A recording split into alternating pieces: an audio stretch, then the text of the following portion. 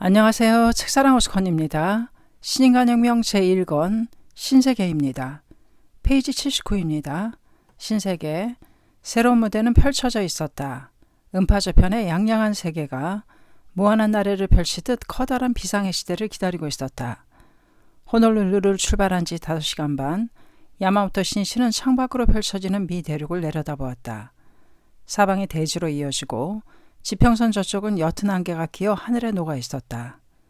밑으로는 만을 따라 시가지가 펼쳐져 있고 그 맨 앞에 골든 게이트 브릿지, 금문교의 붉은 교량이 석양을 받으며 우뚝 솟아 있었다. 샌프란시스코이다. 신실은 정확히 100년 전에 일본 최초의 방미 사절단이 처음 밟은 미국 땅도 이 샌프란시스코였다는 것을 떠올렸다. 1860년 2월 13일 방미 사절단 77명은 미일 수호 통상조약의 비준서를 교환하고자 미 군함 포에터너로 요코하마항을 출발했다. 배는 폭풍우를 만나 힘든 항해를 해야 했으나 하와이를 거쳐 3월 29일에 샌프란시스코에 도착했다. 거기에는 항해술의 실지훈련을 겸하여 방미 사절단의 여러 도구, 식료 등의 수송을 맡았던 간닌마루가 이미 도착해 있었다. 이 배에는 함장인 가츠린타로 외에 후쿠자 유키치 등이 승선하고 있었다. 쇠국으로 닫혀있던 해외교류의 문호가 열려 서양 문화를 접하게 된 후쿠자 등의 충격은 컸다.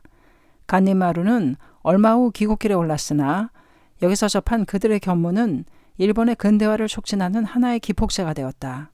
한편 사절단은 포에터노로 더욱 남하하여 파나마 지역을 기차로 건너 또다시 배로 대서양을 북상하여 워싱턴에 도착, 여기서 조약 비준서가 교환되었다. 그러나 이후 미일 관계는 우여곡절 끝에 결국 저 전쟁에서 서로 적국으로 싸우지 않으면 안 되었다. 그리고 히로시마, 나가사키에 미국이 가한 인류 최초의 원폭 투하라는 비참하기 짝이 없는 역사의 상처를 남기고 종전을 맞이했다.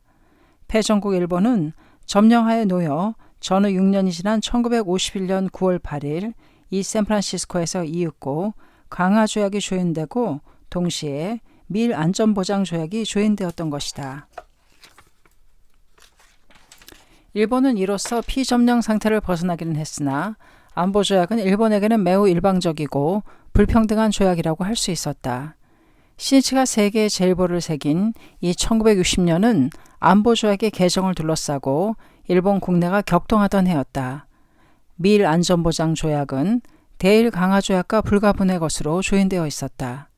이때 안보조약이 맺어진 이유는 강화조약으로 일본이 독립을 획득해도 무장을 해제한 일본으로는 자위할 유효수단이 없다. 따라서 미군이 일본에 계속 주둔하는 대신에 일본의 안전을 보장한다는 데 있었다. 그러나 거기에는 수많은 문제가 도사리고 있었다. 원래 샌프란시스코 강화조약 자체가 전 연합국이 조인하는 전면 강화에서 미치지 못하고 전면 강화에는 미치지 못하고 미국을 비롯한 서방 국가들과의 일면 강화였다. 그로 인해 일본은 냉전 구조 속에서 처음부터 서방 진영의 반공체제 일부분으로 편입하게 되었다. 더욱이 안보조약으로 일본의 방위를 미국에 의존한다는 것은 군사적으로나 정치적으로나 미국에게 종속을 고정시킨다고밖에 할 수 없었다.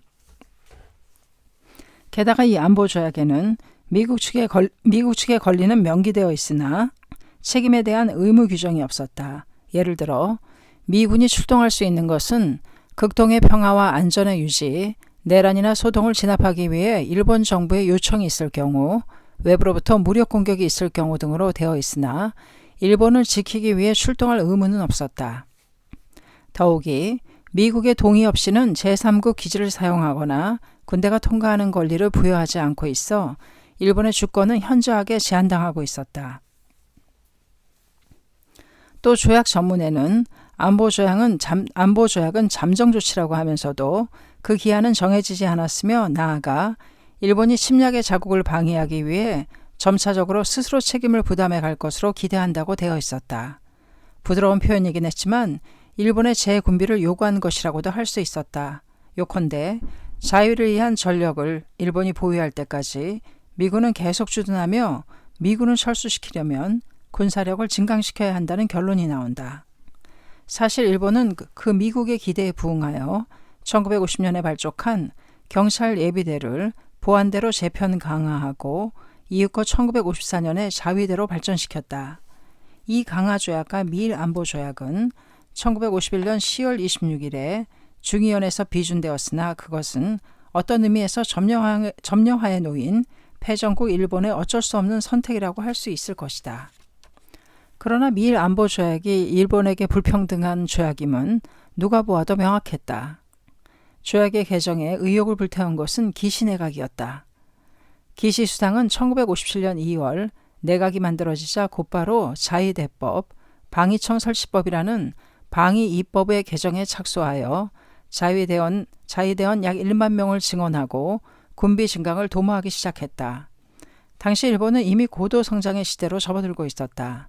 1956년에 경제백서에는 이제는 전후가 아니다 라고 기록할 정도로 일본의 경제력은 서방 국가들에 근접하고 있었던 것이다. 이 군사력과 경제력의 확대를 배경으로 기시 수상은 안보조약의 개정에 착수했다.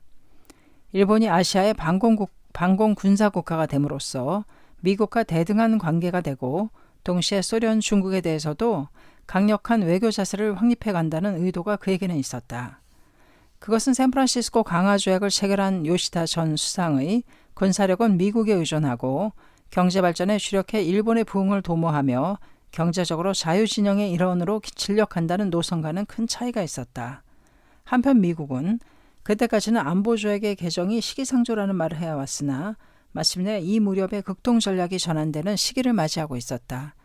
당시 소련의 기술력은 이미 ICBM, 미륙한 탄도미사일을 실용화하며 모스크바에서 직접 워싱턴을 표적으로 겨냥하는 데까지 진보하고 있었다.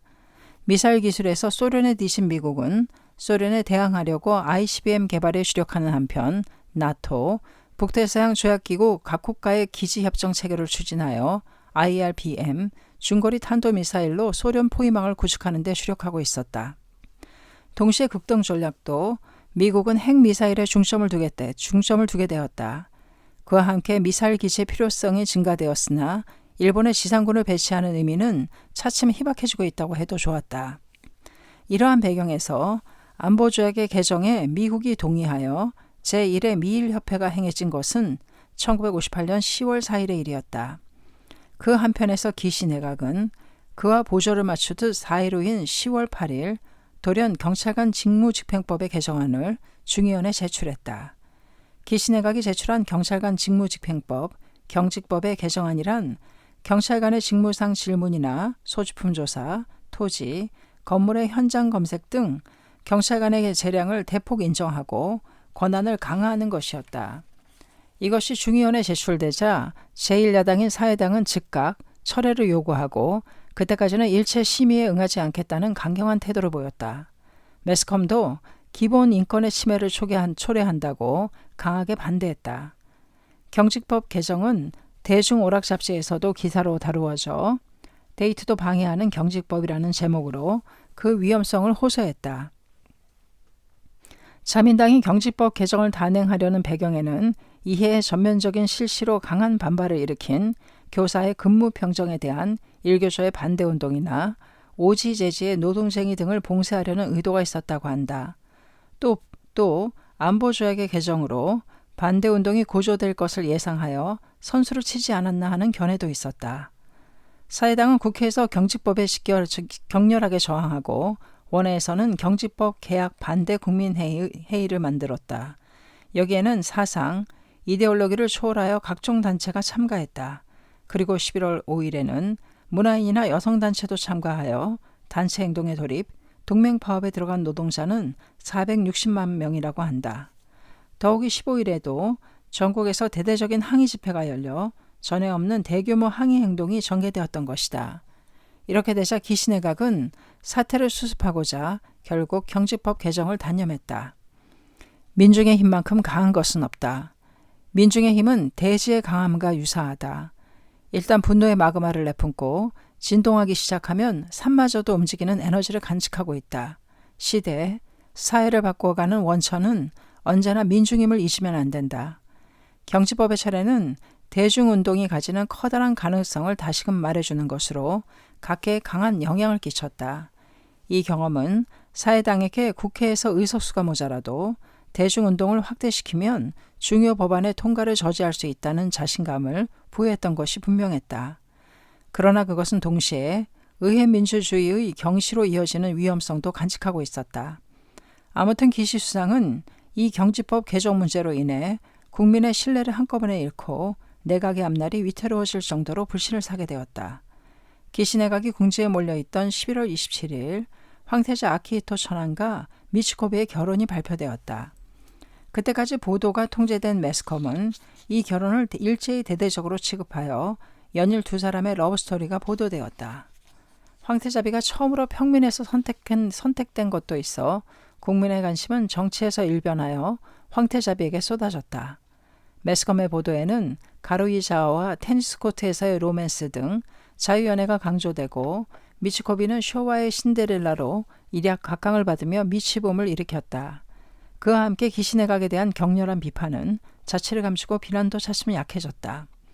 너무나도 절묘하게 타이밍을 맞춘 이 그 결혼 발표의 이면에는 기시 내각에 획책이 있었다는 말조차 있을 정도였다. 이렇게 고경을 벗어난 기시 내각은 안보 개정을 위한 당내의 조정과 미일 협회를 추진하여 그 준비를 착착 추진시켰다. 사회당은 비무장 중립이라는 입장에서 안보조약의 개정에 반대했으나 안보에 대한 국민의 관심은 아직 낮았다. 사회당의 주장은 안보조약이 불평등하다는 점에서는 자민당과 같았지만 동서양 진영에 대해 군사적 중립을 유지하면 현재 안보조약을 폐지하고 일본, 미국, 소련, 중국으로 이루어진 안전보장 체제를 만들어야 한다는 것이었다. 그것은 미국과의 조약을 인정한 다음 불평등성, 편무성을 시정하여 쌍무적인 조약으로 만들어야 한다는 자민당의 주장과 완전히 상반된 것이라고 해도 좋았다. 야당 측이 안보 반대 운동을 준비하기 시작한 것은 다음해 1959년 3월 말의 일이었다. 이때 사회당, 총평등에서 경칙법 개학 반대 국민회의와 이어지는 형태로 간신히 안보 개정 저지 국민회의가 결성되었다. 그러나 반안보 세력의 공동보전은 쉽게 흐트러지는 법이다. 이해 10월에는 사회당에서 33명이 탈당하여 사회클럽을 창단하고 다음해 1월에 반공과 의회주의를 내걸고 민주사회당을 결성했다. 이것이 훗날 민사당으로 된다. 반안보 세력의 공동보조가 흐트러진 것은 사회당뿐 아니라 노동조합에서도 볼 수 있었다. 또 학생운동을 담당하는 전학년, 전일본 학생 자치회 연합회도 주류파와 반주류파로 분리되어 양자 간의 깊은 균열이 생기고 있었다. 원래 전학년은 공산당의 지도하에 있었으나 당 중앙의 지도에 반발한 학생당원들이 1958년 말에 공산주의자 동맹, 분토를 결성, 그 학생들이 전학년의 집행부를 차지하여 주류파를 형성하고 공산당계 학생들이 반주류파가 되었던 것이다. 밀안보조약 개정의 교섭이 막바지에 접어들던 1959년 11월 27일 안보개정 저지 국민회의는 제8차 전국 통일행동을 계획하고 국회 안보조약 개정의 교섭 중단을 청원하는 데모를 단행했다. 그것은 질서정연하고 조용한 데모였다. 그러나 그때 전학년 주류파의 학생과 일부 노조원이 국회 정문을 열었고 연이어 데모대 약 2만 명이 국회 군내에 돌입했다. 이 국회 돌입은 분투의 지도자들이 계획했다. 그들은 미국뿐 아니라 일본과 소련 모두 제국주의에 빠져 있다면서 모든 제국주의를 분쇄하자고 외쳤다. 그리고 일본 제국주의를 타도하는 제1보로 안보 개정의 저지를 들고 그를 위해서는 폭력적인 항의 행동도 불사한다는 과격한 주장을 전개했던 것이다. 각 신문은 다음 날 조간에 데모대 국회 군회의 난입 등의 제목으로 이 사건을 신랄하게 비판했다. 자민당은 이 난립 사건은 국회의 권위를 짓밟는 것이며 이것은 사회당, 공산당의 공동모의로 행한 계획적이고 혁명적인 파괴 행위라는 성명을 발표했다. 한편 사회당은 전학년 등 일부 사람에게는 단호한 태도로 반성을 촉구한다는 성명을 발표, 공산당은 전학년 주류파를 트로츠키스트, 영구 혁명론자라고 비판했다. 그러나 이 사건은 안보 개정에 대한 사회 관심을 높이는 결과를 낳았다.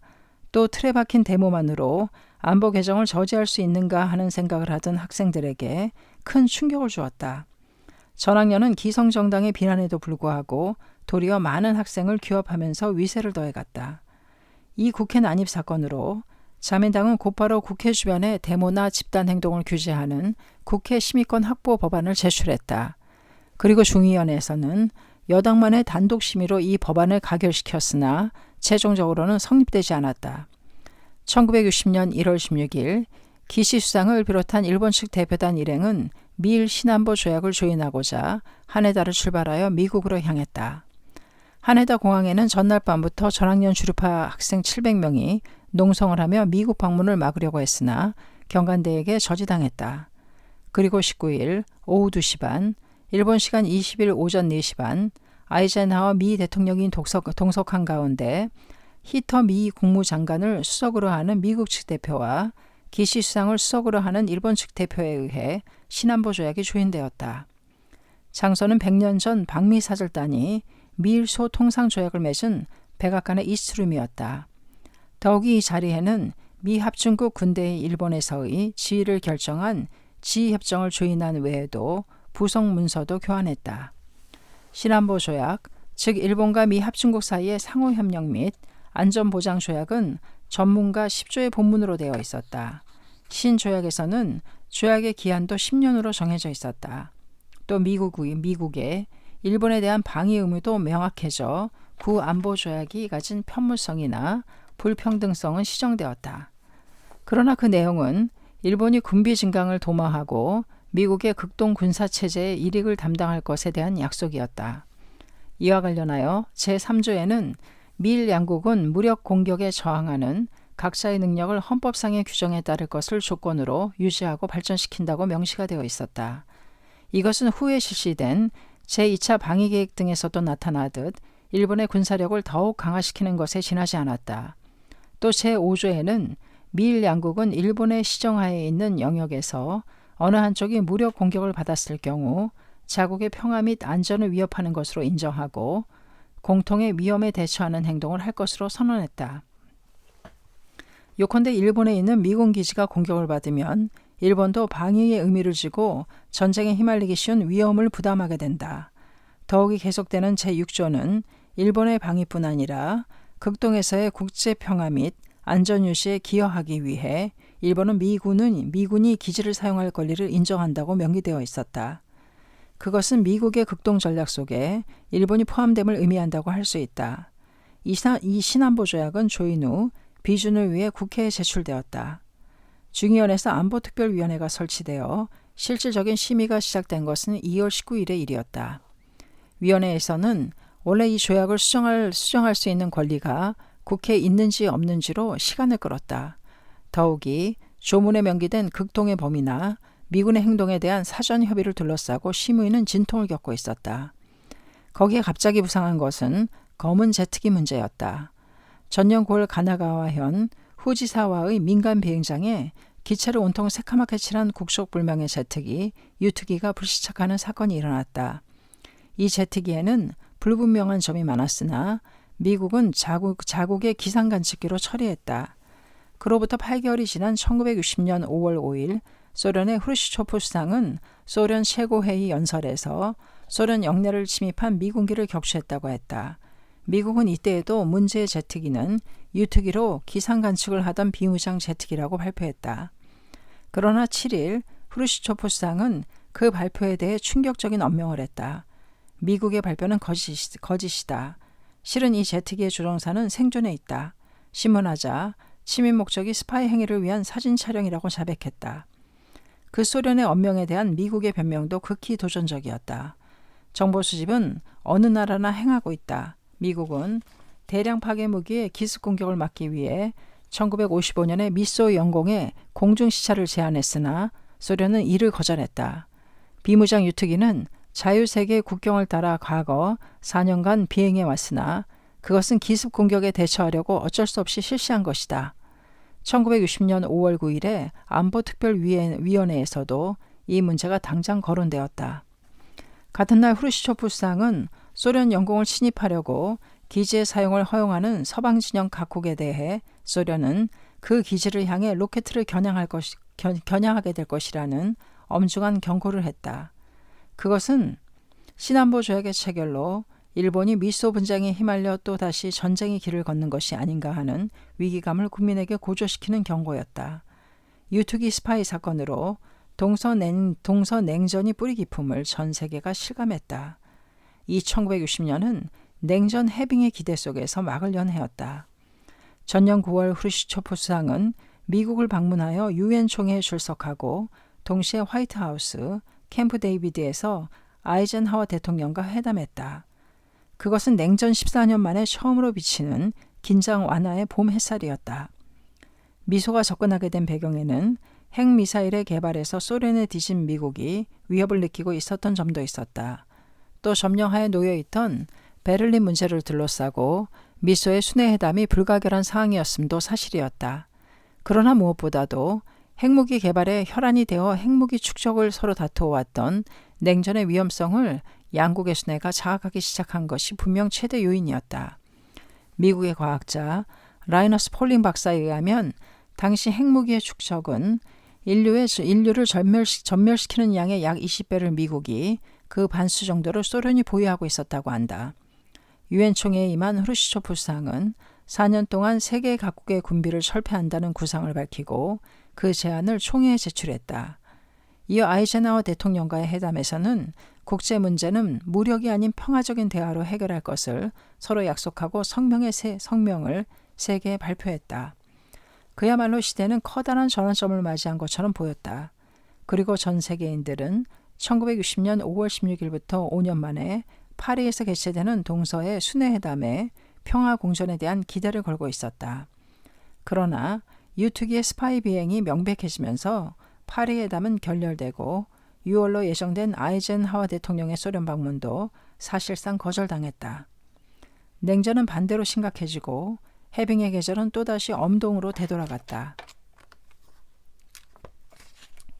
소련과 미국의 국민은 모두 평화를 원하고 있었다. 그러나 미소의 지도자 사이에는 불신감이라는 서로 뛰어넘기 어려운 마음의 장벽이 가로놓여 있었다. 그것이 스파이 비행기라는 행위를 낳고 그 행위가 발각되자 서로의 끝없는 의심이 드러나 평화의 흐름은 역류하기 시작했다. 야마모토 신이치의 냉철한 눈은 나날의 신문 기사들을 예리하게 주시하고 있었다. 긴박한 사태에 그의 마음은 격동했으며 머리는 회전에 거듭하고 있었다. 유투기 스파이 사건으로 안보를 반대하는 소리가 차츰 높아지던 1960년 5월 19일에 기시 내각은 일본의 의회 정치에 중대한 오점을 남기는 무모한 행동에 나섰다. 먼저 이날 저녁 제34회 정기국회의 회기연장을 둘러싼 분규로 중단된 의원 운영위원회가 일방적으로 개회되었다. 그리고 50일간의 회기연장을 자민당 의원만으로 단독 가결한 것이다. 이에 격노한 사회당 의원은 본회의의 개최를 실력으로 저지하려고 중의원 의장실 앞 복도에 버티고 앉았다. 의장실에서 나올 수 없게 된 기요세 이치로 중의원 의장은 경찰관 500명을 국회에 파견해 줄 것을 요청했다. 이례적인 사태라고 해도 좋았다. 국회 주변은 비가 내리는 가운데 국민회의와 전학년 주류파의 호소로 모여든 약 3만 명의 데모대가 가득 찼다. 오후 10시 25분 본회 개회를 알리는 예비종이 울렸다. 이것이 신호였는지 그때까지 휴식하던 안보특별위원회의 재개가 갑자기 선언되었다. 사회당 의원 대부분은 의장실 앞에서 버티고 앉아 있었다. 남아있던 사회당 의원이 위원장 앞으로 밀려와 몸싸움이 벌어지는 소동 속에서 신안보 조약이 위원회에서 가결되었다. 불과 3분 정도의 일이었다. 그러나 성남 고함 소리야 몸싸움이 계속되고 있었기 때문에 속기록에는 아무것도 기록할 수 없는 형편이었다. 한편 의장실 앞에는 오후 11시가 지나자 경찰이 투입되어 사회당 의원을 한 사람씩 드러내기 시작했다. 그리고 11시 50분 무렵 국회 경비원의 호의를 받으며 기요세 의장은 본회장으로 들어갔다. 자민당 의원만의 출석이라는 이상사태 속에서 개회가 선언되고 곧바로 회기의 50일간 연장을 가결시켰다. 그리고 20일 자정이 넘자 안보특별위원장의 보고 후 토의도 없이 신안보 조약을 단독으로 강행하여 체결하고 가결시켰던 것이다. 실로 의회주의를 유린하는 폭거였다. 자민당 내에서도 반대가 있어 병으로 불참한 의원 등을 뺀 30명 정도가 안보 체결을 하려는 본회의에 출석하지 않았다. 본회의에 출석하지 않았다. 자민당이 왜 이렇게 단독 가결을 강경하게 단행했는가? 그것은 미일 수호 100년의 기념으로 6월 19일 아이젠하워 미 대통령의 방일이 예정되어 있어 그때까지 신안보 조약을 자연스럽게 승인받으려면 이 시점에 중의원에서 가결을 해두어야 했기 때문이다. 이 폭거에 국민의 분노는 폭발했다. 반안보 운동이 전후의 일본 역사 속에서 유례없는 대성황을 이룬 것은 이때부터였다. 그러나 그것은 안보조약 자체의 내용보다도 의회 민주주의를 유린한 기시 내각에 대한 분노가 사람들의 행동의 기폭제가 되었다고 할 수 있다. 그때까지 안보에 대한 자신의 태도를 결정하지 못하던 학자나 문화인들도 의회 민주주의를 지키려는 입장에서 반안보를 표명하고 나섰다. 데모에 참가하는 사람이 늘어나기 시작하고 데모의 플래카드에는 기시 퇴진, 국회 예산을 외치는 사람들이 눈에 띄기 시작했다. 이 무렵 야마모토 신이치는 5월 3일에 회장으로 취임, 광포의 새로운 전진을 위해 분주하게 움직이면서 신안보 조약을 둘러싼 국회의 동향을 깊이 우려하고 있었다.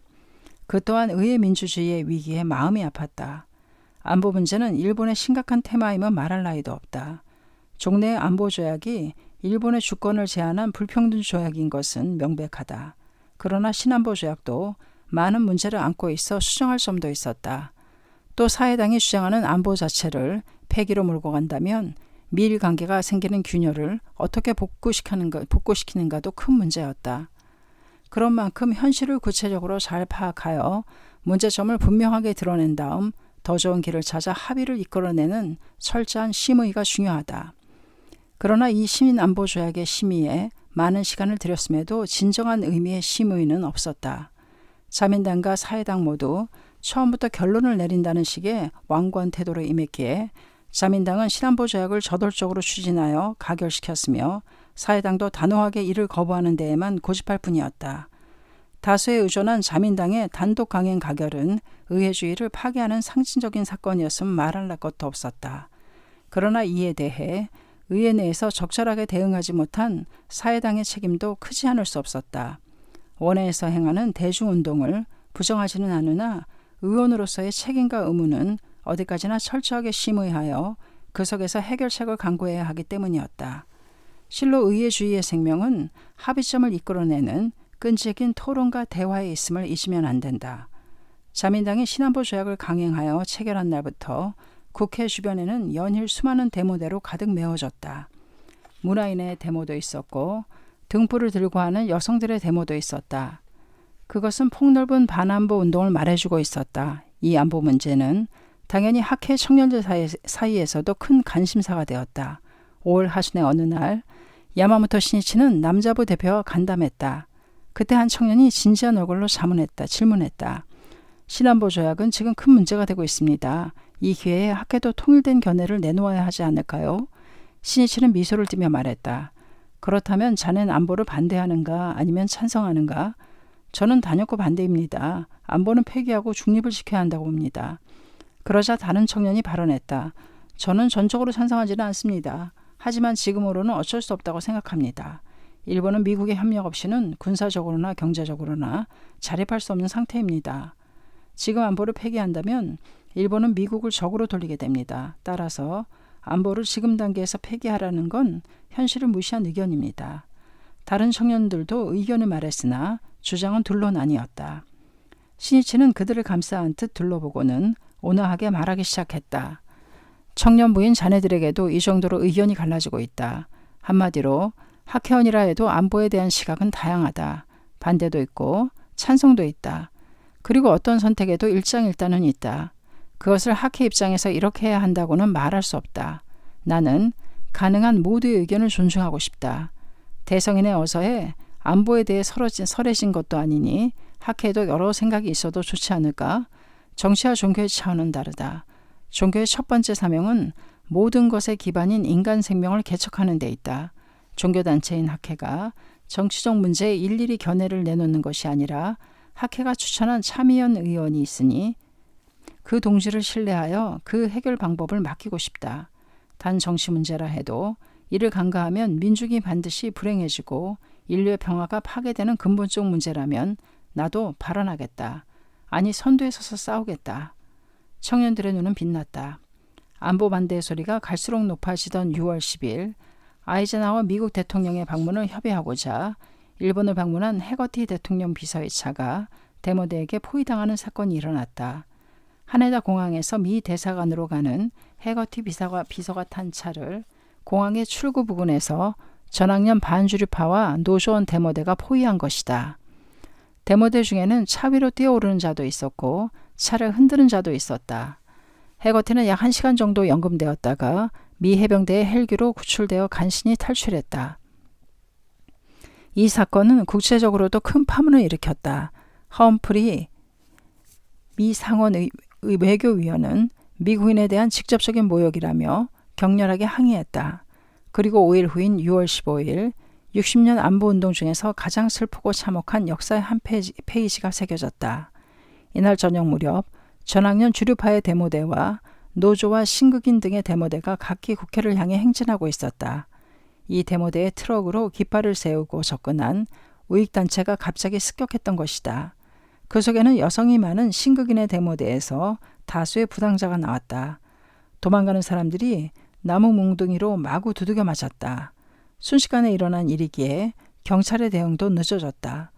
보는 관점에 따라서는 경찰이 우익의 폭행을 묵인하는 것처럼 보였다. 국회 주변은 전학년 주류파 등이 불러 모은 2만 명 가까운 데모대로 메워져 있었다. 이 이야기를 들은 학생들은 기시 내각이 우익을 움직여 공격하게 했다는 생각을 했다. 돌진. 국회에 돌입하려고 계획했던 전학년 리더가 외치자 격분한 학생들은 바리게이트용으로 세워둔 경찰 트럭을 끌어내고 국회의 남쪽 문을 부수었다. 경찰에 물 뿌리게야 학생의 투석이 시작되었다. 경찰과 학생 모두 이상할 정도로 살기등등했다. 국회 안으로 들어간 학생들에게 건물 뒤에 대기하던 경찰들이 경찰봉을 휘두르며 때리기 시작했다. 고함 소리가 튀어나오고 비명이 울렸다. 도망가려는 학생을 경찰은 등 뒤에서 마구 구타했다. 호수려 뿌려 생긴 물웅덩이 위로 쓰러진 학생에게 몇 명이 달려들어 짓밟았다. 웅덩이는 핏빛으로 물들었다. 그런 가운데 여대생 1명이 사망했다. 도쿄대학 문학부 학생 간바 미치코였다. 야마모토 신시는 학회본부에서 간바 미치코의 사망 뉴스를 들었다. 일본의 장래를 우려하고 민주화 평화를 바라며 데모에 참가한 여대생의 죽음은 마음을 무겁게 눌렀다. 또 같은 청년인 대학생과 기동대원이 서로 피를 흘려야만 한다는 것에 가슴이 아팠다. 중의원은 이미 통과한 신안보 조약을 뒤집는 일은 거의 불가능했다. 이윽고 신안보 조약은 기시 수상의 의도대로 자연히 승인될 것이다. 그리고 안보 투쟁 또한 종말을 고할 것이다. 그때 이 학생들의 에너지는 어디로 향하게 될 것인가 라고 신이치는 생각했다. 그는 그 운동의 폭주를 염려했으나 대학생들의 순수한 마음은 아플 정도로 알 수 있었다. 그만큼 대학생들 한 사람 한 사람이 평화를 위해 민주주의를 위해 생애 살아가주기를 바랐다. 만약 세월이 경과한다면 당초의 뜻이 잊혀진다면 이 여대생이 치른 죽음의 의미가 없어진다.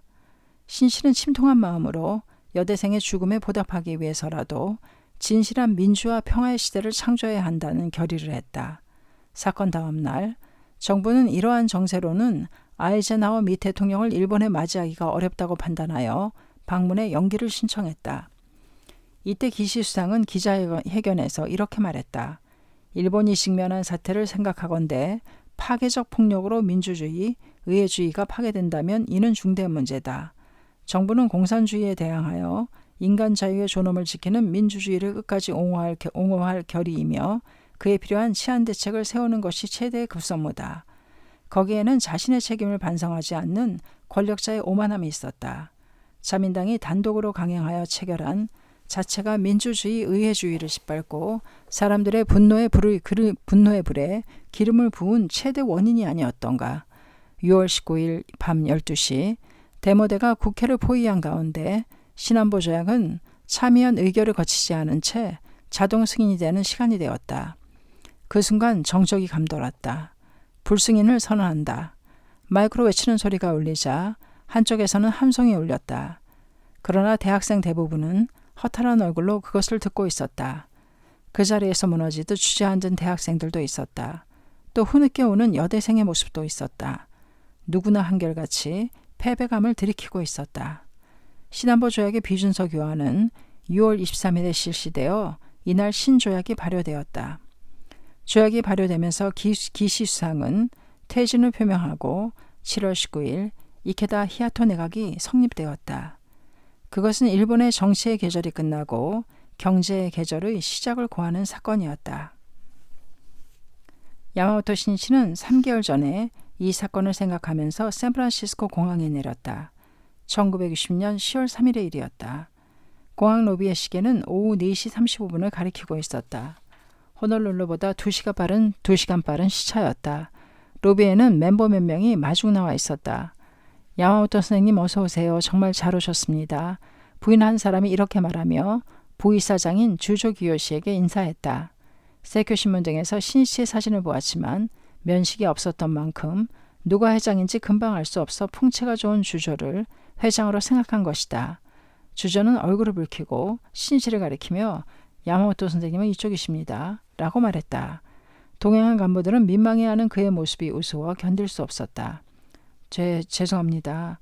주조를 신이치로 착각한 부인은 송구스러워 몇 번이고 머리를 숙였다. 괜찮아요. 만난 적이 없으니 그럴 수밖에요. 이렇게 마중 나와주셔서 고마워요. 신이치는 웃으며 위로의 말을 건네고 다 함께 공항의 대기실을 향했다. 대기실에 들어서자 마사키 나가야스가 멤버를 소개했다. 처음 소개된 유키코 길모오는 샌프란시스코에서 중심 역할을 담당해온 부인이었다. 길모오는 5년 전 요코하마에서 입회하여 다음에 미국인 남편과 함께 건너왔다. 일본에서 신심을 시작하고 나서 병원 치료가 끊이지 않았던 병약한 몸이 건강해졌다는 체험을 한 길모오는 샌프란시스코에서도 일본계 미국인을 찾아내서는 한마음으로 홍교해 나갔다. 어려운 영어는 전혀 알 수 없었다. 그러나 몸으로 체험한 신심에 강한 확신이 있었다. 길모어에게 불법 이야기를 듣고 신심을 시작한 사람이 10명을 넘었다. 그런 멤버들이 3명, 4명 모여 자담회를 열었던 것이다. 샌프란시스코에서 자담회를 연다고는 하나 그것은 신심에 환희하는 거리가 먼 위안해의 양상을 띠고 있었다. 모이는 사람은 모두 타국 생활을 견디지 못하고 일본에 대한 향수만 더해가고 있을 뿐이었다. 모이면 자연히 불평이 나왔다. 불평을 주고받는 사이에 슬픔은 점점 깊어지고 언제나 마지막에는 서로 눈물을 흘리는 자담회였다. 야마모토 신이치는 유키코 길모와 두세 마디 나누면서 그녀의 고생을 짐작했다. 온 힘을 다해 고군분투해온 한 부인을 신이치는 진심으로 칭찬하고 격려하고 싶었다. 힘들었죠? 고마워요. 하지만 이젠 괜찮아요. 이 말에 길모의 눈시울이 뜨거워졌다. 신이치는 그리고 나서 길모 뒤에 사양하듯 서 있던 일본계 부인에게 말을 걸었다. 어딘지 박복해 보이는 생활에 지친 모습이 마음에 걸렸다. 성함은 아이린입니다. 자, 이쪽으로 앉으세요. 신이치는 그녀에게 의자를 권했다. 아이린은 몹시 긴장하고 있었다. 그녀의 남편은 미군에 근무하고 있는데 도박으로 막대한 빚을 지어 궁핍하기 이를 데 없는 생활을 하고 있었다.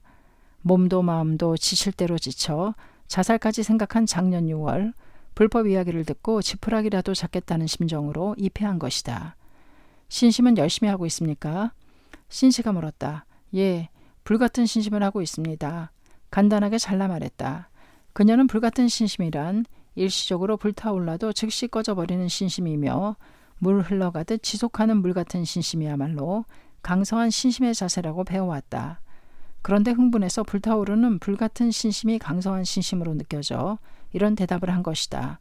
어머나 그 반대잖아요. 전 그런 걸 가르친 적이 없어요. 유키코 길모가 아이린의 옷소매를 붙잡고 항의했다. 신이치는 상냥하게 미소 지으며 말했다. 불같은 신심은 안 되지요. 그러나 물같은 신심을 관철한다면 반드시 행복해집니다. 확신에 찬 말이었다. 그 한마디에 아이린의 마음을 뒤덮고 있던 비의 두터운 구름이 벗겨지는 것을 느꼈다. 야마모토 신이치는 유키코 길모 옆에 있는 부인에게도 말을 건넸다. 당신의 성함은? 예, 지오코 테일러입니다. 일본에서는 가마타 지부에 조장을 했습니다. 가마타 지부였습니까? 그리운 곳이군요. 그럼 제 집사람도 알고 계십니까? 예, 사모님은 제 시댁의 자담회에 자제분을 데리고 몇 번인가 와주셨습니다.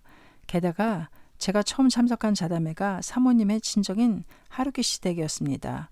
그래요. 세계는 좁군요. 그런데 남편은 여기 있는 사람이 남편입니다. 이름은 폴이고 직업은 연방정부의 회계감사관입니다. 그녀의 곁에 있던 큰 체구의 미국인을 가리키며 말했다. 그리고 송구스로 하며 덧붙였다. 그런데 아직 신심하지 않습니다. 응원은 해줍니다만. 신이치는 즉시 대답했다. 그것만으로 충분하지 않습니까? 부인과 함께 기꺼이 우리들을 마주 나와주시다니 이미 훌륭한 동지입니다. 곤니치와 안녕하세요. 그때 폴 테일러가 대범한 미소를 머금고 서투른 일본어로 인사했다. how do you do? 기쁩니다. 이렇게 마중까지 해주시니 잘 부탁드립니다. 신이치는 큰 몸놀림으로 영어를 섞어가며 악수를 나누었다. 한쪽에 서 있던 유키코 길모의 남편도 신이치에게 악수를 청해왔다. 다니엘이라는 이름에 정한한 얼굴을 한 남성이었다. 땡큐 베리 머치. 늘 응원해 주셔서 감사합니다. 미스터 길모어가 기쁜 듯 일본어로 말을 건넸다. 야마모토 센세이, 오마치 시테마시다. 야마모토 선생님 기다리고 있었습니다. 감사합니다. 앞으로도 부인과 학회를 잘 부탁드립니다. 두 사람 다 너무도 쾌활하고 인상이 좋은 미국인이었다. 신이치는 미 입회자인 폴 테일러에게 회장 취임을 기념하여 만든 메달을 증정했다. 그는 당장 그 메달을 목에 걸고 가슴을 펴 보이며 자랑했다. 그리고 민나데 샤신도리마쇼 다 함께 사진을 찍읍시다 라며 가지고 있던 카메라를 잡았다. 호놀루루 공항에 도착했을 때와는 전혀 다른 밝고 화기애애한 환영 광경이었다. 일행은 공항에서 일단 호텔로 향했다. 유니어 스퀘어에 근접한 비탈길에 위치한 더 프랜시스 드레이크 호텔이었다. 이 호텔은 클래식한 21층 건물로 도로에 케이블카가 달리는 샌프란시스코다운 경관이 펼쳐져 있었다. 호텔에서 잠시 휴식한 다음 테일러 부부와 길모어 부부의 안내로 일행은 저녁 식사를 하러 외출했다. 안내받은 곳은 튀김 요리집으로 벽에는 일본어로 오래된 차림표가 다닥다닥 붙어 있어 대중식당이라는 인상을 주는 너무도 서민적인 식당이었다.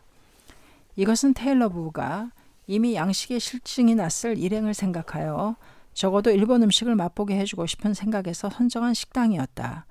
평소에는 밖에서 일본 요리를 맛볼 여유가 없는 테일러 부부로서는 일본 음식점에 대한 지식은 극히 적었을 것이다. 그래도 아주 소박한 식당이라는 것이 동행 멤버의 솔직한 인상이었다. 그러나 야마모토 신이치는 그 진심이 무엇보다도 기뻤고 또 고맙기도 했다. 그에게 가장 고마운 것은 미국 땅에서 광포의 뿌리를 내리려는 무명의 부인들의 다부지고도 존귀한 모습이었다.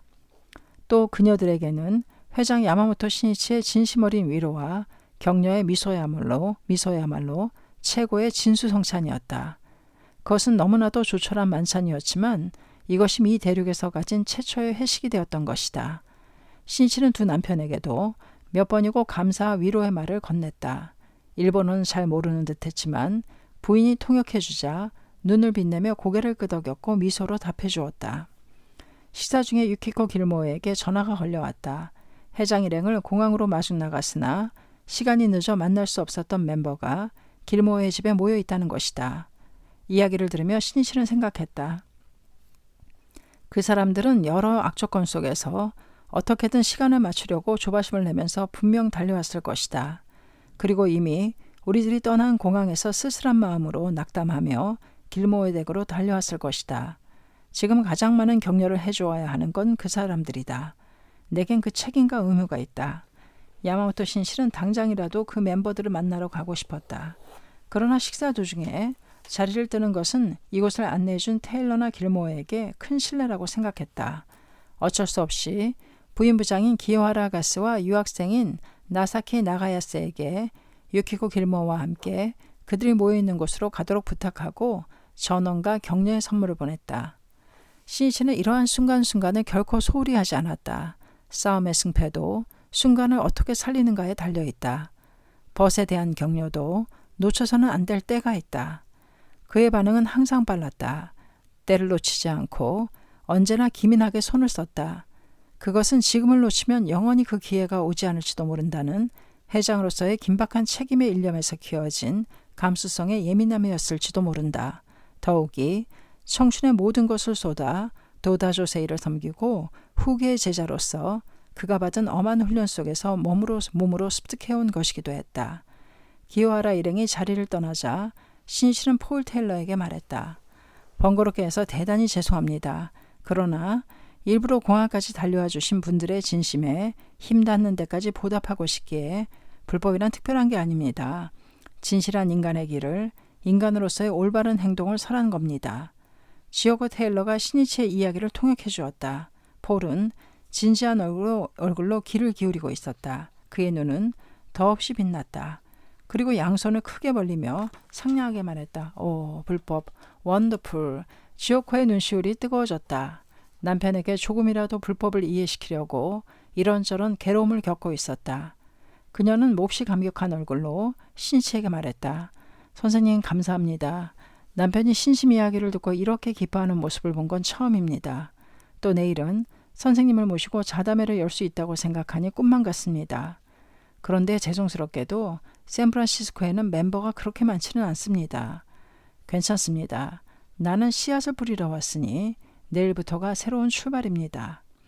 시니치의 말은 지오코 테일러의 마음에 새겨졌다. 샌프란시스코의 아침이 밝았다. 10월 4일 시니치 일행은 오전에는 시내를 견학하고 오후에는 일본 총영사관을 방문했다. 그리고 오후 6시 반부터 열리는 자담회에 참석했다. 자담회 장소는 밖으로 창문이 튀어나온 샌프란시스코 특유의 집들이 줄지어선 콜 스트리트 한무퉁에 있는 길모 부부의 집이었다. 오후 5시가 지나 시니치 일행은 자담회 장소에 도착했다. 그곳에는 일행을 위해 별실이 준비되어 있었다. 거기서 우선 지구의 인사를 검수했다.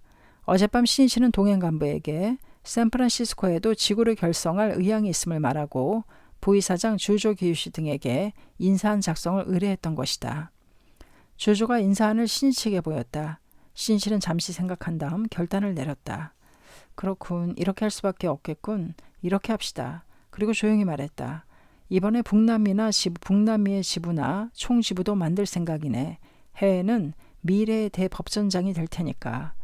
누구나 자신의 길을 의심했다. 그러나 동행 간부들은 하와이에서 지구를 결성한 이래 시니치에게는 자신들의 상상을 훨씬 넘어선 세계 강포에 장대한 구상이 있음을 느끼고 있었던 만큼 경탄은 했으나 또 새로운 것이 탄생한다는 기대로 가슴이 뛰었다.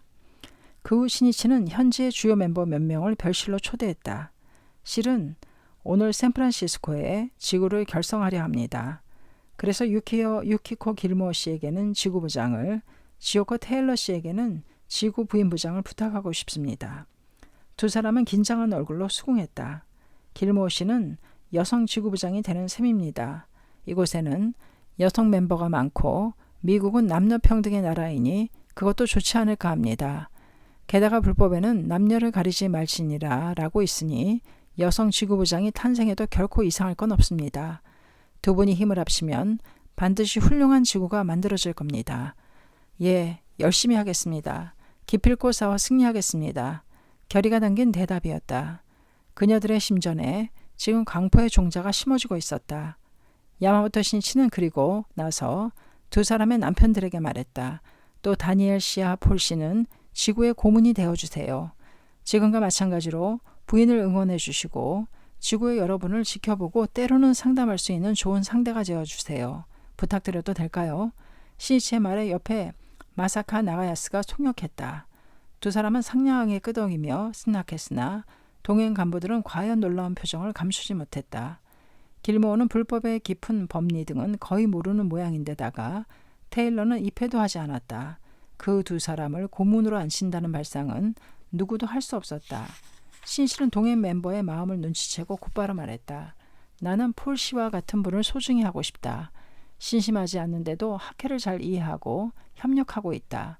이처럼 고마운 일은 없네. 전력하는 그 모습에 최대의 경의를 표하고 싶은 거네. 자네들은 모두 단지 신심하고 있는가 아닌가로 사람을 판단하여 안심하기도 하고 불안해하기도 한다. 그러나 그건 잘못된 거네. 그런 사고방식은 불법이 아니다. 신심하지 않아도 인격적으로도 훌륭한 사람은 많이 있다.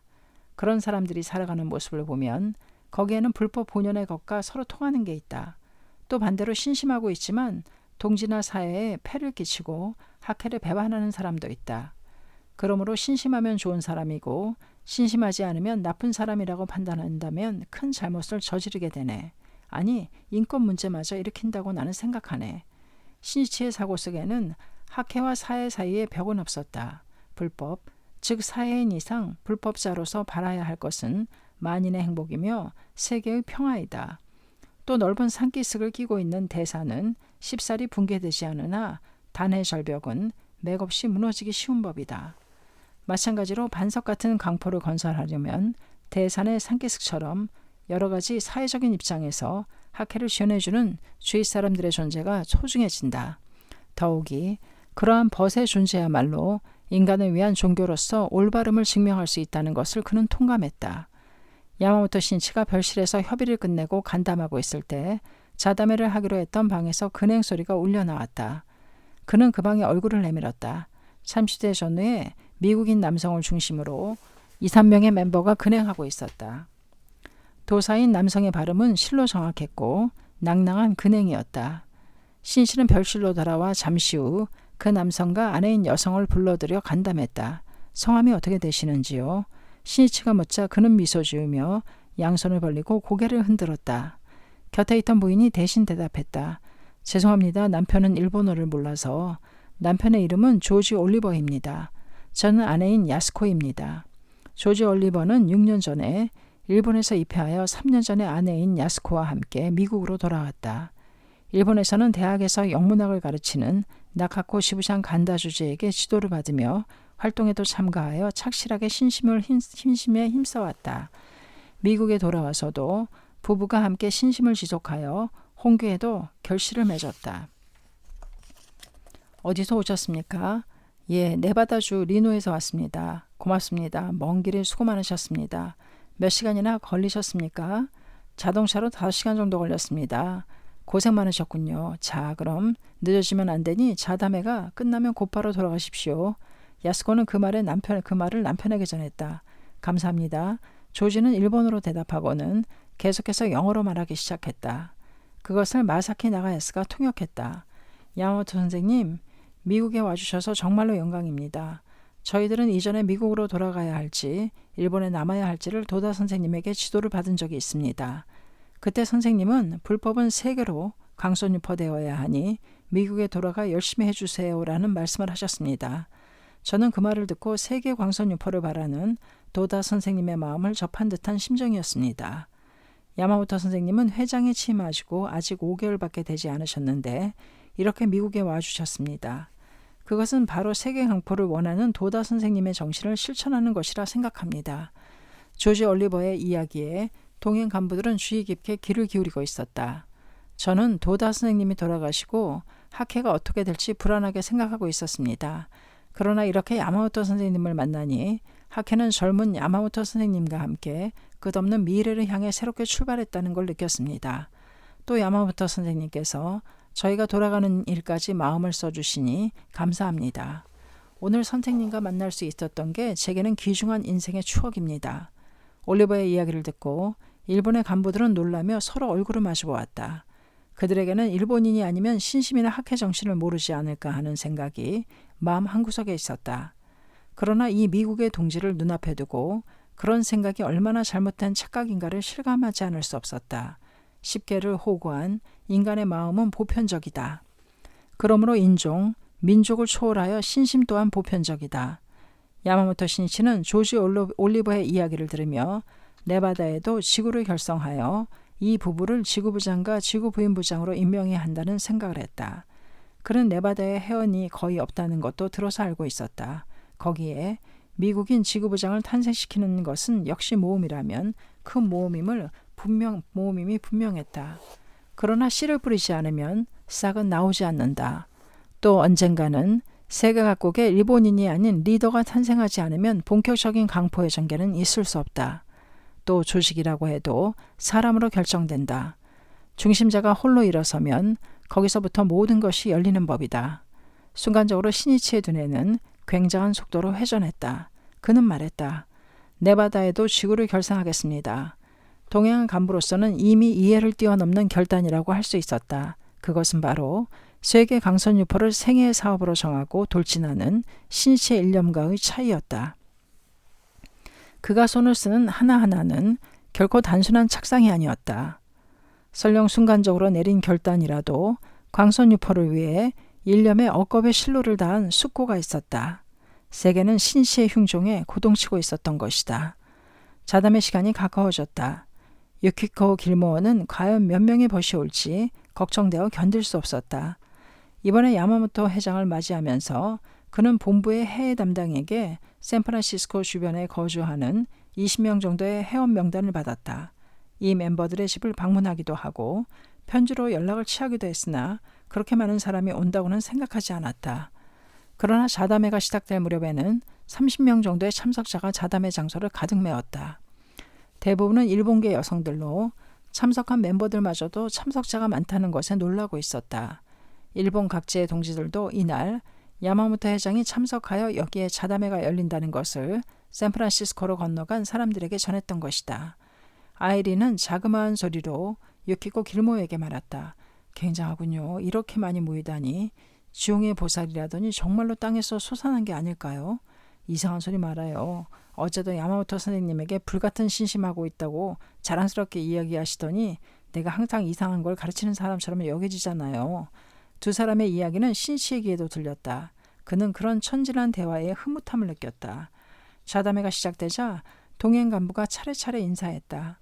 모두 부이사장, 교학부장, 부인부장, 청년부장 등의 간부였다.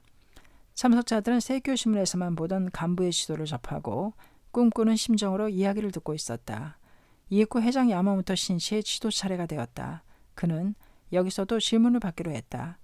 질문에는 어느 것이나 말이 통하지 않는 타국 생활의 비애가 스며나오고 있었다. 하와이와 마찬가지로 일본에 돌아가고 싶다는 말도 있었다. 범인하는 나날을 보내면서 하루하루를 견뎌왔던 것이 분명했다. 슬픔과 시리에 빠진 사람들에게 살아가는 용기를 주기 위해 신이치는 여기서도 혼신의 정열을 쏟지 않으면 안 되었다. 거기에는 젖은 나무에 불을 붙이는 노력이 필요했다. 그는 한 사람 한 사람을 껴안아주는 심정으로 조심스럽게 타이르듯 때로는 열렬한 확신을 담아 불법의 위대함을 설했다. 질문회가 끝날 무렵 참석자들은 얼굴에 홍조를 띠며 스스럼 없이 미소를 지었다. 신이치는 이마에 배어 나오는 땀을 닦고 힘찬 목소리로 이야기했다. 여러분은 사명이 있어 샌프란시스코로 오셨습니다. 지금은 각자 큰 고뇌를 안고 매일 고투하시고 있습니다. 그러나 그건 모두 불법의 위대한 공력을 증명하기 위해서입니다. 여러분이야말로 미국 강선유포의 위대한 선구자입니다. 여러분의 양 어깨에는 미래의 미국 일체가 달려있다는 것을 알아주시기 바랍니다. 그런 의미에서 나는 오늘 3가지를 부탁드립니다. 먼저 첫 번째로 시민권을 획득하여 좋은 미국 시민이 되어주십시오. 광선유포라 해도 그것을 추진하는 사람들이 주위의 신뢰를 얼마나 많이 받는가, 신용을 얻고 있는가로 결정됩니다.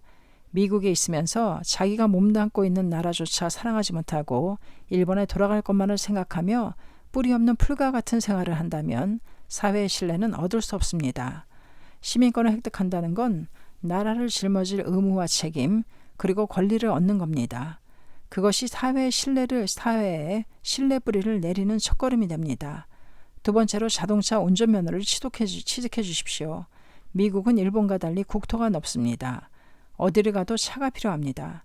여러분이 움직이는 것만큼 광선유포도 넓어진다는 걸 생각한다면 운전면허의 취득은 광포의 본격적인 싸움을 시작하는 데 불가결한 조건입니다. 세 번째로 영어를 마스터하십시오. 영어를 자유롭게 할 수 있으면 미국인 법도 늘게 되고 많은 사람과 의사소통도 할 수 있습니다. 홍교는 타인과의 교류에서 시작되며 교류는 대화에서 시작됩니다. 또 대성인의 불법은 일본인만을 위한 것이 아닙니다. 미국 강포를 생각한다면 언젠가는 자담회도 해압에서의 지도도 영어를 할 수 있도록 해야 합니다. 그 중심자로 되어야 할 분이 여기에 계시는 여러분들입니다. 따라서 예를 들면 일본의 가구야 힘의 공주 이야기를 영어로 이야기할 정도의 실력은 우선 쌓아주십시오. 신이치는 장례를 둘러보았다. 조용하게 고개를 끄덕이는 사람도 있는가 하면 당혹스러운 표정을 짓고 있는 사람도 있었다. 또 옆 사람과 서로 얼굴을 마주보는 부인도 있었다. 서로 상대가 차를 운전하고 영어를 자유롭게 구사하는 모습 등은 상상할 수도 없을 것이다. 그는 멤버의 마음을 간파하고 말을 이었다. 힘든 일을 요구한다고 생각할 수 있으나 미국의 강포를 담당하는 건 여러분밖에 없습니다. 부인 여러분 중에서 차를 운전하고 영어를 자유자재로 구사하는 게 자기 나라에서는 도저히 무리라고 생각하는 분도 계시겠지요. 그러나 먼저 반드시 할 수 있다. 하자는 결의로 도전하고 노력해 주십시오. 여러분이라면 할 수 있습니다. 미국엔 여성 운전자가 많이 있지 않습니까? 여성이 차를 운전하는 건 미국에서는 상식입니다. 언젠가는 일본도 10년만 있으면 그런 시대가 됩니다. 그런 의미에서도 일본 여성의 선구자가 되어 주십시오. 또 영어라고 못할 리가 없습니다. 여기서는 5살 난 어린이도 영어로 이야기합니다. 영어에 비교하면 일본어는 한자도 있어 상당히 어려운 언어라고 합니다. 그렇지만 여러분은 그 일본어를 능통하게 마스터하지 않았습니까? 웃음이 일었다. 그 웃음이 마음을 억누르는 무거움을 날려버리고 희망을 싹트게 했다. 그렇다 하면 된다. 모두 그런 마음이 생겼다. 이 3가지 지침을 신이치는 해외 방문 기간 동안 각지의 자담회에서 호소해 갔다. 이윽고 그것은 미국 동지의 맹세인 3지침이 된 것이다. 자담회에서는 그 다음에 일본의 활동사항을 전하는 슬라이드가 상영되었다. 그리고 마지막으로 신이치가 지구의 결성을 발표했다. 오늘은 미국의 미래를 위해 새로운 출발을 기한다는 의미에서 샌프란시스코에 지구를 결성하고 싶습니다. 이틀 전에는 하와이에도 지구가 탄생했습니다만 미국 본토에서는 최초의 지구가 결성되는 겁니다. 뜻밖의 큰 박수가 터졌다. 신이치는 인사를 소개했다. 반은 샌프란시스코 외의 숫은 세크라멘토에도 결성되었다. 샌프란시스코 지구의 인사에 이어 야마모토 신이치는 네바다에도 지구를 결성한다고 발표했다. 네바다 지구의 지구부장에는 조지 올리버 씨의 지구 부인부장에는 야스코 올리버 씨가 취임합니다. 네바다에는 올리버 부부 외에 2분이 혼교하신 2-3명의 멤버밖에 계시지 않습니다만 과감하게 지구를 만들겠습니다. 올리버 부부가 일어섰다. 참석자 속에서 놀라움을 금치 못하는 소리가 새어나왔다. 그것을 제지하기라도 하듯 신이치는 이야기를 계속했다. 여러분은 해원도 거의 없는 네바다에 왜 지구를 만드는가라고 생각하실지 모릅니다. 그것은 미래를 위한 포석입니다. 지구란 한 사람 한 사람에게 직결된 제1선으로 거기에는 나날의 활동을 위한 모든 기능이 갖추어져 있습니다. 모든 지구를 중심으로 활동하며 지구 속에서 성장해 왔다고 할 수 있습니다. 학회를 하나의 과수원에 비유한다면 바로 과수에 해당되는 것이 지구며 그 과일이 여러분입니다. 나무가 없으면 과일은 맺을 수 없습니다. 나무에 모든 것이 달려 있습니다. 창가학회라 해도 그 진짜의 모체는 하나하나의 지구이며 지구의 모습 자체가 학회라고 해도 과언은 아닙니다. 지구가 탄생하고 그것이 완벽하게 구축된다면 그 지역의 광포는 크게 전진됩니다. 네바다는 넓고 큰 주이며 미래의 끝없는 가능성을 지닌 천지입니다. 따라서 지구부장과 지구부인부장 외에는 거의 멤버가 없지만 3년 후, 5년 후, 10년 후를 위해 지구를 결성하는 겁니다. 앞으로 올리버 씨 부부가 많이 고생하시게 될 것입니다. 도자 선생님도 감옥에서 나오시어 홀로 광선 유포에 섰습니다. 그로부터 불과 15년 만에 학회는 100수십만 세대로 발전한 겁니다. 올리버 씨 부부도 네바다의 대지에 법기를 내걸고 결연히 일어서 주십시오. 특히 남편 되시는 조지 올리버 씨는 최초의 외국인 지구부장입니다. 학회가 세계 종교임을 증명하는 제1호 지구부장입니다. 미국 강포의 모범을 보여주는 투쟁을 부탁합니다. 신이치가 이렇게 말하자 그는 예 하고 힘차게 대답했다.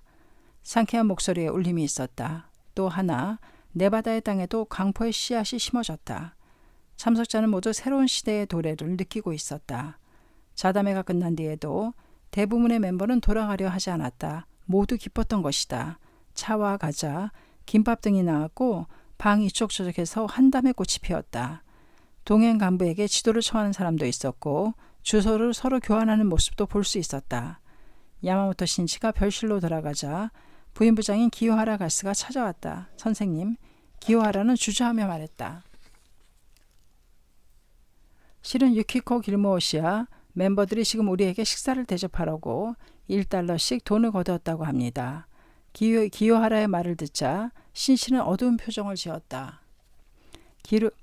그는 유키코 길모를 불렀다. 그리고 타이르듯 지도했다. 여러분의 마음은 기쁘고 고맙습니다. 그러나 생활이 모두 어려울 겁니다. 우리들 때문에 쓸데없는 부담을 주면 안 되며 또 그럴 필요도 없습니다. 또 내게 식사를 대접하려고 돈을 거두겠다는 말을 들으면 설사 마음에 없어도 따르지 않을 수 없는 분위기가 조성됩니다. 그렇게 되면 모두의 의사였다 해도 반은 강제적인 것이며 그로 인해 학회에 불신을 갖는 사람이 있을지도 모릅니다. 처음에는 진심이었어도 결과적으로는 모든 사람의 신심을 혼란스럽게 만들기 쉽습니다. 따라서 간부는 회원에게 경솔하게 돈을 거두는 일은 삼가야 합니다. 학회에서는 돈을 다루는데 신경질적일 정도로 엄격히 하고 있습니다. 심한 말이 되겠지만 거둔 돈은 당신이 직접 한 사람 한 사람에게 이유를 설명하고 정중하게 되돌려주세요. 길모어는 처음에는 신씨의 지도에 당황했으나 죄송스러운 듯 알겠습니다 하며 방을 나갔다. 그녀의 선의에서 비롯된 행위임은 신씨도 잘 알고 있었다. 그런 만큼 모두에게 머리를 숙이며 돈을 되돌려준다는 것은 가여운 일이기도 했다. 그러나 지구부장으로 조직을 운영하는데 금전 문제를 취급하는 학계의 엄격함을 익혀두지 않으면 언젠가는 금전 문제로 실패하지 않는다고 장담할 수 없다.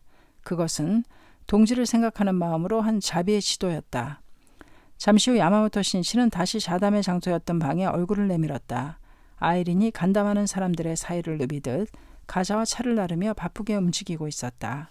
그 움직임을 보고 있으니 마치 자기 집처럼 길모어 부부의 침실에도 자유로이 드나들고 있었다.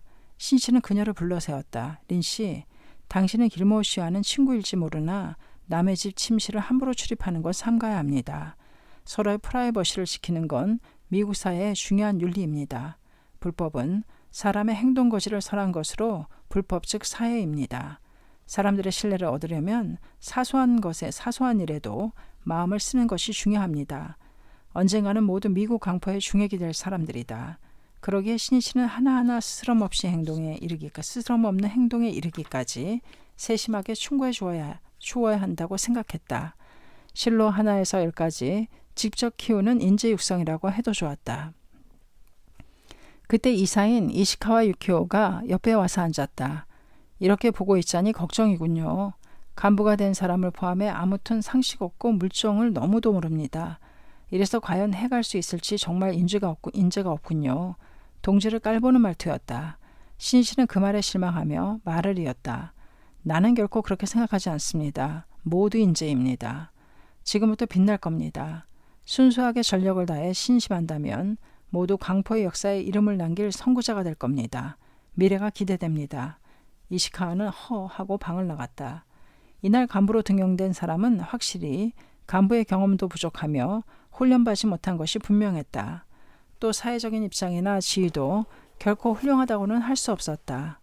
그러나 미국이라는 타국에서 고생을 거듭하면서 신심에 힘써온 멤버들이다. 사람들의 슬픔과 괴로움을 누구보다 잘 알고 있다.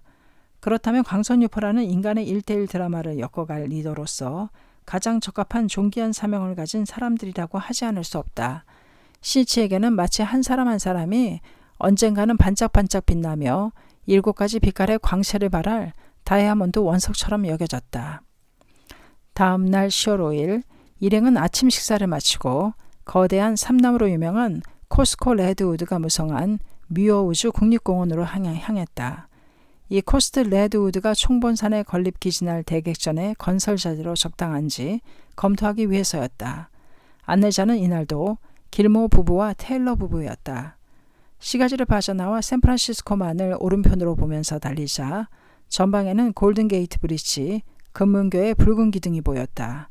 가까이 가자 다리는 머리 위를 덮치기라도 하듯 우뚝 솟아 있었다. 일행은 이 다리 가까이에 있는 광장에서 내려 휴식하기로 했다. 광장에는 다리를 매달고 있는 케이블 일부가 전시되어 있었다. 이 케이블의 직경은 92.4, 27.572줄의 와이어를 묶어 만든 것이라고 한다. 일행은 전시된 케이블을 에워싸듯 섰다. 케이블은 굵지만 속의 와이어 한 줄 한 줄은 의외로 가늘군요. 이것으로 용케도 저런 다리를 달아 올렸네요. 기요하라 가스가 놀란 목소리로 외쳤다. 야마모토 신씨는 기요하라의 말에 끄덕이며 어제 지구부장과 지구부임부장으로 임명된 유키코 길머오와 지오코 테일러에게도 이야기했다. 확실히 한 줄 한 줄은 결코 굵지 않습니다. 그러나 그것이 하나로 묶이면 굉장히 큰 힘을 발휘합니다. 이것이 이체동심에 단결된 모습입니다. 학회도 한 사람 한 사람의 힘은 작지만 모두 힘을 합쳐 결속한다면 믿을 수 없을 정도로 큰 힘이 나옵니다. 단결은 힘입니다. 지금부터는 두 분이 중심이 되어 모두 힘을 합쳐 샌프란시스코 사람들의 행복과 광포를 지켜가는 겁니다. 예. 두 사람은 동시에 답했다. 그녀들은 자신들이 터무니없이 크고 숭고한 사명을 받게 된 것을 강하게 느끼자 온몸이 조여드는 듯했다. 휴식을 한 후 일행이 탄 차는 금문교를 건너 이윽고 산길로 들어섰다. 능선을 따라 몇 겹으로 구부러진 언덕길이 계속되었다. 차는 나무들이 울창하게 늘어선 숲 앞에 섰다. 묘우주 국립공원 입구였다. 공원 안으로 들어서자 입구 가까이에 코스트 레드우드 거목을 자른 단면이 전시되어 있었다. 직경 2m 정도의 커다란 단면이었다. 거기에는 나이테가 빽빽하게 동심원을 그리며 새겨져 있었다. 그 부분에 500년, 1000년이라며 그 성장 과정이 표시되어 있었다. 일행은 전시된 거목의 절단면을 두드려 경과함을 살펴보기도 하고 건조의 균열된 방향을 세밀하게 보아갔다. 그리고 나무 그늘에서 주먹밥으로 점심 식사를 했다. 즐거운 식사가 끝날 무렵 공원 관리인이 와서 영어로 무언가 외치듯 말하기 시작했다. 그러자 폴 테일러가 일어나 커다란 소리로 응답했다. 마사키 나가야스가 두 사람의 대화를 신씨에게 전했다. 관리인이 여기서 음식을 먹으면 안 된다고 옮기라고 합니다. 그러자 미스터 테일러가 알겠습니다. 잘 몰랐습니다. 곧바로 옮기겠습니다. 라고 대답한 후 선생님에 대해 설명하고 있습니다. 그런데 당신은 일본 창가학회 회장인 야마모토 신이치 선생님을 알고 있습니까? 저기 계신 분이 그분입니다. 위대한 불법의 지도자입니다. 저분과 만날 수 있었던 건 당신에게도 굉장한 영광입니다. 라는 말을 하고 있군요. 모두 쓴웃음을 짓고 말았다. 과연 지구의 고문이군요. 자각하는 게 틀려요. 학회원 이상으로 믿음직스럽습니다. 대단해요. 야마다이라 추에이가 말하자 폭소가 터졌다. 식사를 마치자 일행은 공원 안을 산책했다. 거목 사이를 누비듯 산책길이 뚫려 있었고 주변은 대낮인데도 여전히 어둡고 고요했다. 주위에 쭉 늘어선 나무들 대부분은 전시된 나무의 나이테와 비교하면 수령이 1000년을 훨씬 넘었다는 것을 알 수 있다. 니치렌 대성인 제세 당시부터 이미 여기에 우뚝 서 있었을 것이다. 신치에게는 이러한 나무들이 미 대륙의 묘법의 태양이 떠오를 날을 한결같이 기다려왔을 것이라는 심정을 금할 수 없었다. 한바탕의 바람에 심녹색 잎이 흔들렸다. 그것은 세계강포의 아침이 도래한 기쁨으로 흔들리고 있는 것처럼 보였다. 미어우주 국립공원에서 돌아오던 중 일행은 샌프란시스코만이 내려다보이는 텔레그라프 힐이라 불리는 언덕 위에 섰다. 샌프란시스코에는 오랜만에 안개가 걷혀 저편으로 저녁 노을에 비친 바다가 빛나고 있었다. 골든게이트 브리지와 베이 브리지도 손에 잡힐 듯 내려다 보였다.